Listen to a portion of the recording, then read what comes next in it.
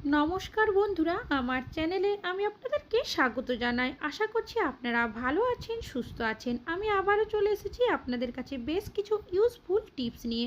আর এই টিপসগুলো আপনারা যদি ফলো করেন, সংসারের খরচ অনেকটাই কমে যাবে, সংসারের মুশকিল কাজ সহজ হয়ে যাবে। তাছাড়াও এই টিপসগুলো যদি আপনারা করেন, ফালতু খরচা হবে না। চলুন তাহলে দেখে নেওয়া যাক আজকের প্রথম টিপসটা আপনাদের কাছে কী শেয়ার করি।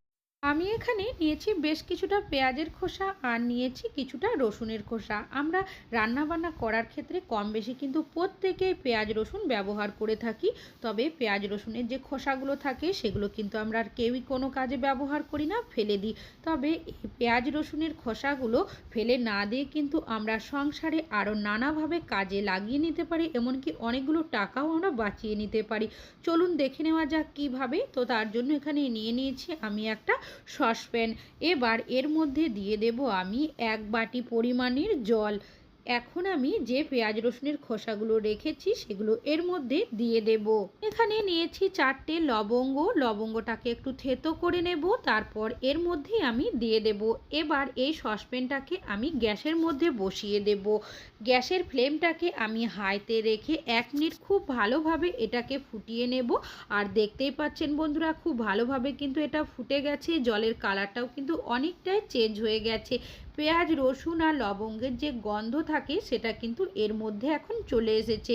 এবার এটাকে আমি বন্ধ করে রেখে দেব কিছুক্ষণের জন্য, যাতে এটা একটু ঠান্ডা হয়ে যায়। পাচ্ছেন বন্ধুরা, এটা কিন্তু এখন অনেকটাই ঠান্ডা হয়ে এসেছে। এবার আমি এখানে নিয়েছি একটা পাত্র আর নিয়েছি একটা ছাঁকনি। এবার এই যে মিশ্রণটা রয়েছে সেটাকে আমি এভাবে করে প্রথমে ছেঁকে নেব। এবার এটাকে আপনারা কিভাবে ব্যবহার করবেন চলুন দেখে নেওয়া যাক। তো তার আগে এখানে আরও একটা উপকরণ আমি মিশিয়ে নেব। এখানে নিয়েছি এক্সপায়ার হয়ে যাওয়া মেডিসিন। যেহেতু অনেকটাই ছোট সাইজের, যার কারণে আমি এখানে 2টো মেডিসিন দিচ্ছি। আপনারা চাইলে এখানে একটাও ব্যবহার করতে পারেন যদি বড় হয়ে থাকে। কিছুক্ষণ রাখার মধ্যেই দেখবেন এটা কিন্তু গলে যেতে শুরু করবে। এবার একটা চামচের সাহায্যে খুব ভালোভাবে মিশিয়ে নেব। আর এটা কিন্তু একটা সলিউশন তৈরি হয়ে গেছে। এবার এই সলিউশনটা আপনারা কোথায় কিভাবে ব্যবহার করবেন চলুন দেখে নেওয়া যাক। তার জন্য এখানে নিয়ে নিয়েছি একটা স্প্রে বোতল। বেশ কিছুটা পরিমাণের সলিউশন প্রথমে স্প্রে বোতলের মধ্যে ভরে নেব, আর বাকিটাকেও আমি কিন্তু ফেলে দেব না। কি কাজে ব্যবহার করব শেয়ার করব। তো প্রথমে স্প্রে বোতলটাকে আমি সাইড করে নিচ্ছি। যে পাত্রের মধ্যে রয়েছে সলিউশনটা সেটাকে কি কাজে ব্যবহার করবেন চলুন দেখে নেওয়া যাক। তো তার জন্য এখানে নিয়ে নিয়েছি আমি কিছুটা তুলোটাকে এইভাবে করে ছোট করে নেব। তারপর সলিউশনের মধ্যে আমি এইভাবে করে ডিপ করে নেব। ভালোভাবে সলিউশনের মধ্যে তুলোগুলো ভিজিয়ে নেওয়ার পর হাত দিয়ে এইভাবে হালকা করে চেপে নেবেন। এবার এই তুলোর বলগুলো আপনারা কোথায় কিভাবে ব্যবহার করবেন চলুন দেখে নেওয়া যাক। গ্যাস ওভেনে রান্না বান্না করার পর রাত্রেবেলা কিন্তু আমরা সকলেই গ্যাস ওভেনটাকে পরিষ্কার করে কিচেনের লাইট অফ করে শোয়ার জন্য চলে যাই। অনেক সময় দেখা যায় কিচেনের মধ্যে তেলাপোকা ঘোরাঘুরি করে বা আরশোলা চলে আসে। তাছাড়াও ছোটোখাটো পোকামাকড়ও কিন্তু দেখা যায়। অনেক সময় টিকটিকিও কিন্তু চলে আসে।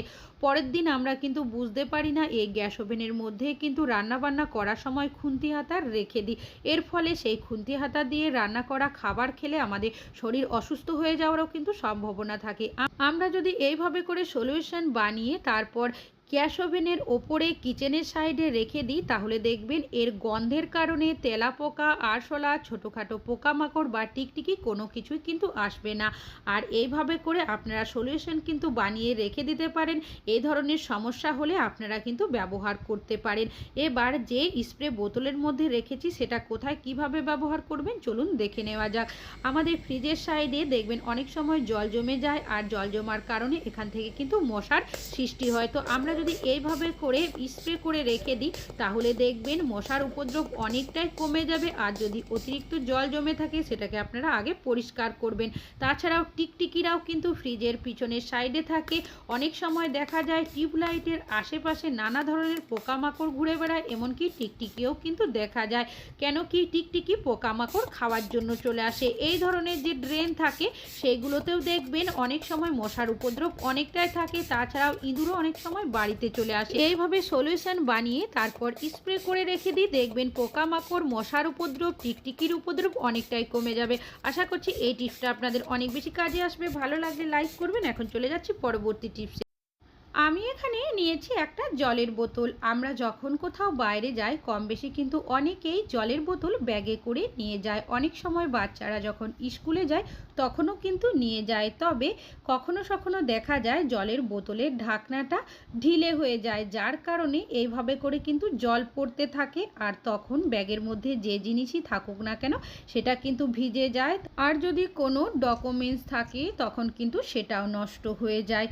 তবে আপনারা যখনই জলের বোতল নিয়ে যাবেন আর যদি দেখেন যে ঢিলে হয়ে যায় তখন আপনারা কি করবেন, নিয়ে নেবেন একটা রাবার ব্যান্ড, তারপর এইভাবে করে পরিয়ে দেবেন।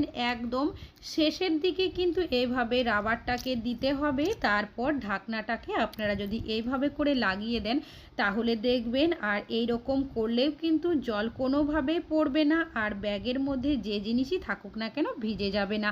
আশা করছি আপনাদের এই টিপসটা অনেক বেশি কাজে আসবে। ভালো লাগলে লাইক করবেন। এখন চলে যাচ্ছি পরবর্তী টিপস। রান্না করার জন্য আমরা কম বেশি কিন্তু প্রত্যেকেই গুঁড়ো মশলার ব্যবহার করে থাকি। সেটা ধনে গুঁড়ো হতে পারে, জিরে গুঁড়ো, লঙ্কার গুঁড়ো, এমনকি হলুদ গুঁড়ো।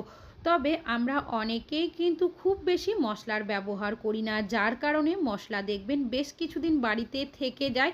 তখন কিন্তু মশলাগুলো দলা পেকে যায় আর আস্তে আস্তে মশলা কিন্তু নষ্ট হয়ে যায়। তবে যে কোনো জিনিস টাকা দিয়ে কিনে নিয়ে এসে নষ্ট করা কিন্তু উচিত নয়। তবে আপনারা মশলাগুলো এমন কিভাবে রাখবেন যাতে করে অনেক দিন পর্যন্ত ভালো থাকবে, চলুন দেখে নেওয়া যাক। এখানে আমি নিয়েছি লবণ। এইভাবে করে বেশ কিছুটা করে লবণ আমি দিয়ে দিয়েছি। তারপর খুব ভালোভাবে লবণটাকে মশলার সাথে মিশিয়ে নেব। এইভাবে যদি আপনারা যে কোনো গুঁড়ো মশলা রেখে দেন তাহলে দেখবেন 6 মাস পর্যন্ত কিন্তু মশলাটা ভালো থাকবে, কোনোভাবেই দলা পেকে যাবে না আর খারাপ হবে না। আশা করছি এই টিপসটা আপনাদের অনেক বেশি কাজে আসবে।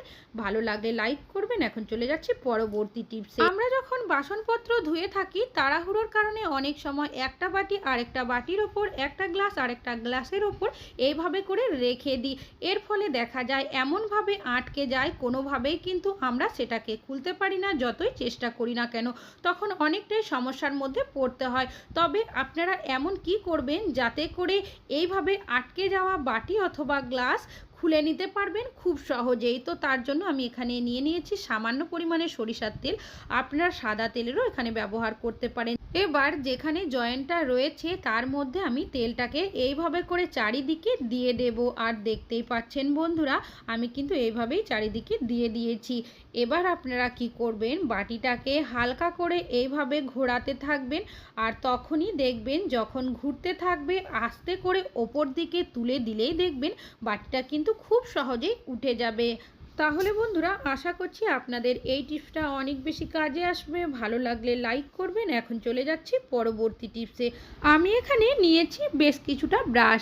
আমরা যখন কোথাও বাইরে ঘুরতে যাই বা কোনো কারণবশত একসাথে কোথাও যাই তখন কি করি, অন্যান্য জিনিসের মতো আমরা কিন্তু ব্রাশও একসাথে নিয়ে যাই। আর একসাথে এইভাবে আমরা যখনই আমাদের ব্যাগের মধ্যে বা কোনো কিছুর মধ্যে নিয়ে যাই অনেক সময় দেখা যায় একটা ব্রাশের মুখ আরেকটা ব্রাশের মুখের সাথে লেগে যায়।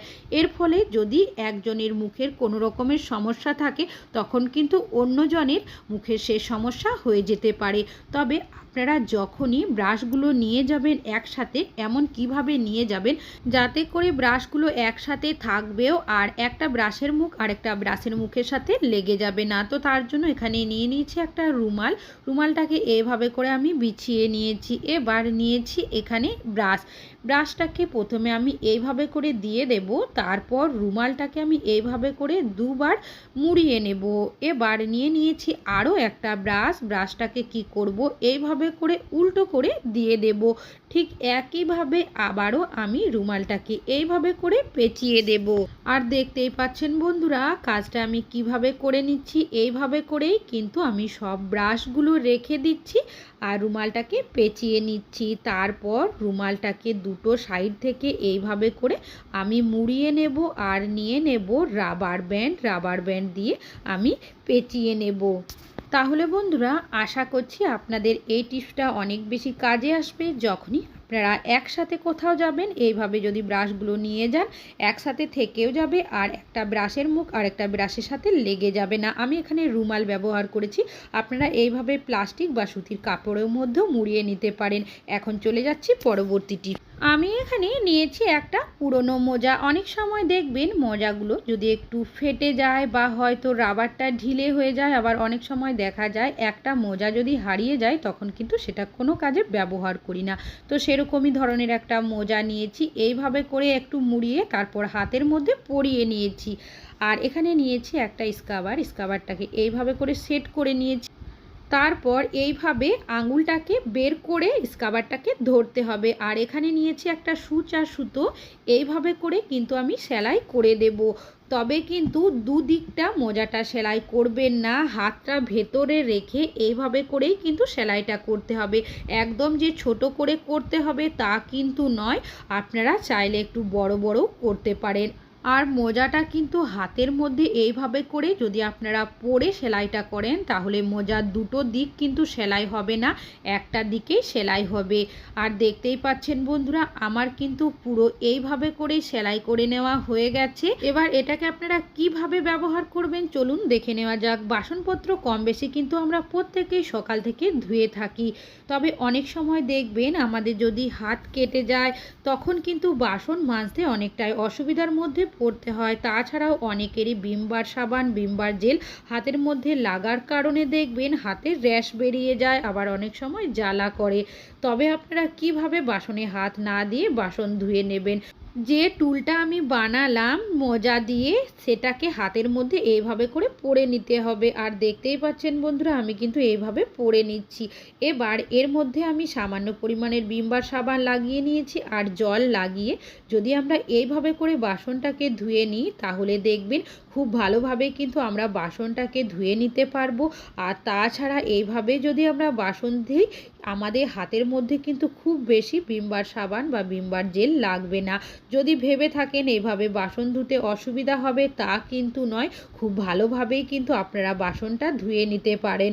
তবে এইভাবে বাসন ধুলে আমাদের হাতের মধ্যে কিন্তু ডাইরেক্ট ভিম সাবানটা না লাগার কারণে র্যাশ বেরিয়ে যাওয়ার সম্ভাবনাও অনেকটাই কম থাকবে, এমনকি হাতে জ্বালা করারও সমস্যা অনেকটাই কম হবে। আর এখন আমি বাসনগুলোকে ধুয়ে নিচ্ছি। অনেক সময় দেখবেন বাসন মাজার পর বাসনের মধ্যে একটা সাদা দাগ পড়ে যায় যখন বাসনটা শুকিয়ে যায়।